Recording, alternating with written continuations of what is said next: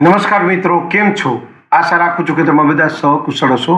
હું પણ સહકુશળ છું. આજે 13 જુલાઈ 2026નું કરંટ અફેર લઈને તમારા માટે હાજર થઈ ગયો છું. તો ચાલો મોડું ન કરતા આજનો વિડીયો શરૂ કરીએ છીએ. એની પહેલાં કહેવા માંગીશ કે ચેનલ પર નવા છો તો સબસ્ક્રાઈબ કરીને રાખજો. વિડીયો ગમે તો એક લાઇક કરી દેજો અને ભાઈબંધ દોસ્તાર ફેમિલી મેમ્બર સાથે આ વિડીયો શેર જરૂર કરજો, જે પણ લોકો ગવર્મેન્ટ એક્ઝામની તૈયારી કરે છે. કારણ કે દરરોજ લોંગ વિડીયોમાં કરંટ અફેર્સ અને શોર્ટ વિડીયોમાં જનરલ નોલેજ લઈ અને આવતો રહું છું અને દરરોજ તમને અપગ્રેડ કરતો રહું છું. તો ચાલો મોડું ન કરતા આજનો વિડીયો શરૂ કરીએ છીએ. 13 જુલાઈ 2026 કરંટ અફેર્સનો પહેલો પ્રશ્ન છે, પ્રગતિ પહેલનું શુભારંભ કોના દ્વારા કરવામાં આવ્યું? સાચો જવાબ છે શિવરાજસિંહ ચૌહાણ. બીજો પ્રશ્ન છે, 36મું નાટો શિખર સંમેલન ક્યાં યોજાયું? સાચો જવાબ છે તુર્કી.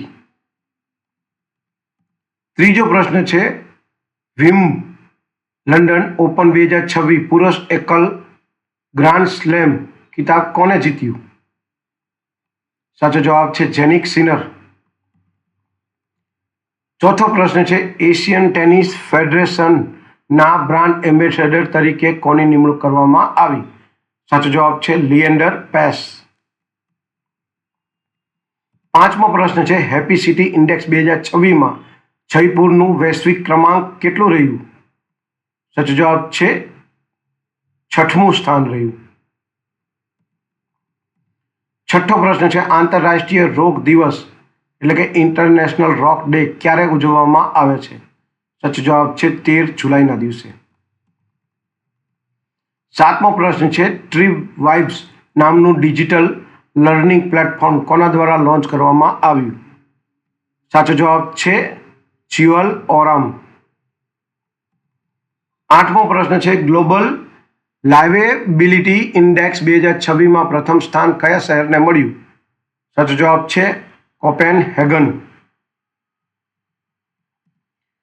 નવમો પ્રશ્ન છે, જાપાની માચા ચાનું ઉત્પાદન કરનાર ભારતનું પ્રથમ રાજ્ય કયું બન્યું? સાચો જવાબ છે આસામ. 10મો અને છેલ્લો પ્રશ્ન છે, માનસ અને મહાભારત આંતરરાષ્ટ્રીય સભ્યતા અભ્યાસ કેન્દ્રનું ઉદ્ઘાટન ક્યાં કરવામાં આવ્યું? સાચો જવાબ છે બિશ્કેક એટલે કે કિર્ગિસ્તાન. આ હતા 13 જુલાઈ 2026ના કરંટ અફેર્સ અને તેના જવાબો. વિડીયો ગમ્યો હોય તો વિડીયોને એક લાઇક કરી દેજો. ચેનલ પર નવા છો તો સબસ્ક્રાઈબ કરીને રાખજો, કારણ કે દરરોજ લોંગ વિડીયોમાં કરંટ અફેર્સ અને શોર્ટ વિડીયોમાં જનરલ નોલેજ લઈ અને આવતો રહું છું અને તમને અપગ્રેડ કરતો રહું છું. આજ માટે આટલું જ. જય હિન્દ, વંદે માતરમ દોસ્તો.